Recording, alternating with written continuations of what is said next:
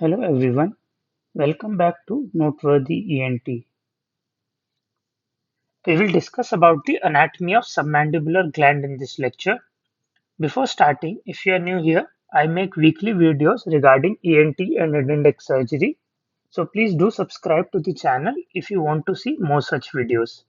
Now coming straight to the topic, the submandibular gland is a major salivary gland which is located in the digastric or the submandibular triangle of the neck. So neck is broadly divided into an anterior triangle and a posterior triangle. I've already made a video on the posterior triangle of neck. I'll put the link in the description below.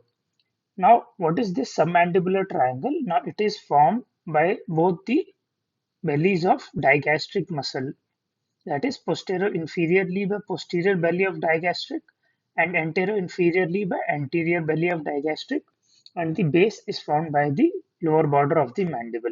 So this submandibular gland is housed in this triangle. Now this gland, it is partly located below and partly deep to the posterior half of the mandible. We'll get to what this means. Also, this is a mixed type of gland, that is, it has both serous and mucus type of secretions. Now, among the three major salivary glands, parotid gland, it is mainly a serous type of gland, and the other, that is the sublingual gland, it is mainly a mucus secreting gland, and this submandibular gland is a mixed type. Now, this submandibular gland, it is made up of two parts, that is a superficial part and a deep part, and this relation is in the relation to mylohyoid muscle. So superficial part, which is the larger part, it lies superficial to the mylohyoid muscle, and behind the mylohyoid muscle, that is behind the free edge of this mylohyoid muscle, it continues behind it, which is known as the deep part. So the superficial part of the gland, it lies superficial to the mylohyoid, whereas the deep part, it lies deep to the mylohyoid. Now, if you look in terms of the relation to oral cavity, this is the view from inside the oral cavity. Now, this mylohyoid, it forms the floor of the mouth, and the superficial part is obviously below the floor of the mouth, that is outside the oral cavity. And this deep part of the gland, it lies inside the oral cavity, and it forms a relation to the sublingual gland. The sublingual gland is anterior to the deep part and also inside the oral cavity itself. Now, the superficial part, which is the larger part of the gland, it fills up the anterior part of the submandibular gland, and it consists of two ends, that is anterior and posterior ends, and three surfaces, that is the superficial surface or the inferior surface, and also the medial and lateral surfaces. Now, important thing to note about the fascia of the gland is that the investing layer of deep cervical fascia near the hyoid bone, it splits into two, a superficial lamina and a deep lamina, and these two enclose the submandibular gland. The superficial lamina, it goes and attaches to the inferior border of the mandible, and the deep lamina, it goes and attaches to the mylohyoid line. Now we'll see the relation of these surfaces one by one. Coming to the superficial surface. Now the superficial surface from outside to inside is related to skin, superficial fascia, deep fascia, facial vein, and the submandibular lymph nodes. Now, a couple of important things about this, that the superficial fascia, it contains the platysma and also the cervical branch of the facial nerve, and the facial vein, it always overlies the superficial surface of the gland itself.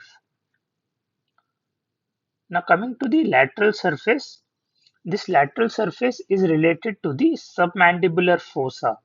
So this lateral part of the submandibular gland, it comes in relation to the inner surface of the mandible, and on this inner surface of mandible is a fossa named as submandibular fossa. And just behind this submandibular fossa, there is insertion of medial pterygoid muscle. So this part of the gland is also related to this muscle. And also it is related to the facial artery. Now this facial artery, which arises from the external carotid artery, during its initial course, it lies deep to the gland.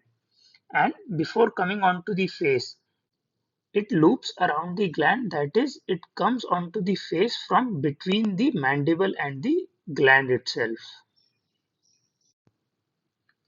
Now coming to the medial surface. Now this medial surface, for the ease of explanation, has been divided into three parts, that is anterior, middle and posterior part. So this being the left side and this is the outline of the submandibular gland. So now anteriorly it is related to the mylohyoid muscle along with its nerve supply and vascular supply, and also it is related to the submental artery, which is a branch from the facial artery. Now to the middle part, it is related to the hyoglossus muscle mainly, and over the hyoglossus muscle lie two important nerves, that is the lingual nerve and the hypoglossal nerve. Now along the lingual nerve there is also attachment of the submandibular ganglion to this nerve. So middle part is related to the hyoglossus muscle, the lingual nerve along with submandibular ganglia, and also the hypoglossal nerve. Now the posterior most part, it is related to the glossopharyngeal nerve, the styloglossus muscle, stylohyoid ligament, and the wall of the pharynx. Now coming to the deep part of the gland, this is the smaller part of the gland and it overlies the hyoglossus muscle, this being the hyoglossus muscle, and obviously as already told, deep to the mylohyoid muscle, and anterior relations as already discussed, it is related to sublingual gland. Now relations as already told, it is medially related to the hyoglossus muscle, that is it overlies the hyoglossus muscle, and laterally, that is it is lying deep to the mylohyoid muscle, and superiorly and inferiorly it is related to the important nerves in the region, that is superiorly to the lingual nerve and inferiorly to the hypoglossal nerve. Now coming to the submandibular duct, which is also known as Wharton's duct, it is about 5 centimeters long and it emerges from the anterior surface of the deep part of the submandibular gland, and along its course it runs forwards on the hyoglossus muscle between the lingual and the hypoglossal nerves.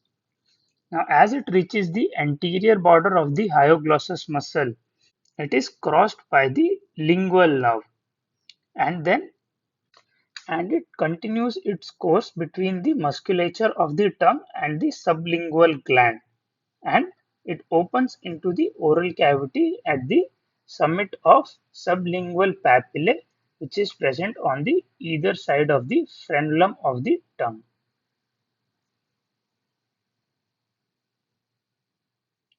Now coming to the nerve supply of the gland. Nerve supply is by parasympathetic fibers, sympathetic fibers, and sensory supply.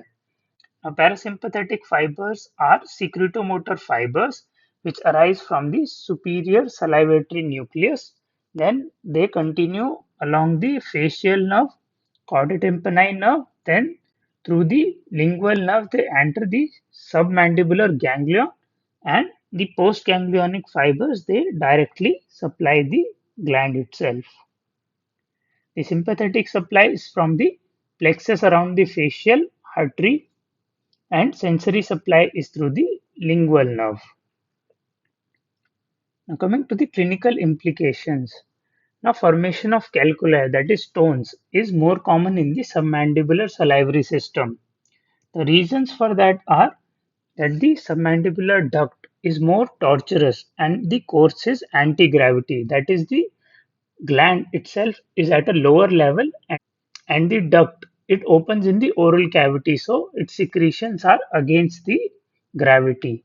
And also, as the secretions are more viscous, these are more prone to formation of stones.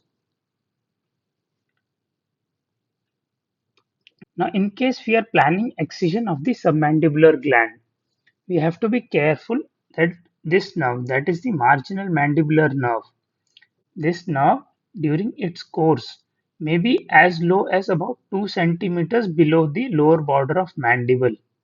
So, to protect this nerve, when we give our incision, we have to give our incision at least 2 finger breadth below the lower border of mandible, or about 4 to 5 centimeters below the lower border of the mandible. Also, the differential diagnosis of any swelling in this area may be swelling arising from the submandibular gland or from the submandibular lymph nodes. So, to differentiate them, we can bimanually palpate. That is, when we put one of our fingers on the outside part of the gland and the other finger in the floor of mouth. If a swelling is digitally palpable, then it is arising from the submandibular gland itself. Swellings arising from the submandibular lymph nodes are not digitally palpable. Now, this was all about the anatomy of submandibular gland. Thank you.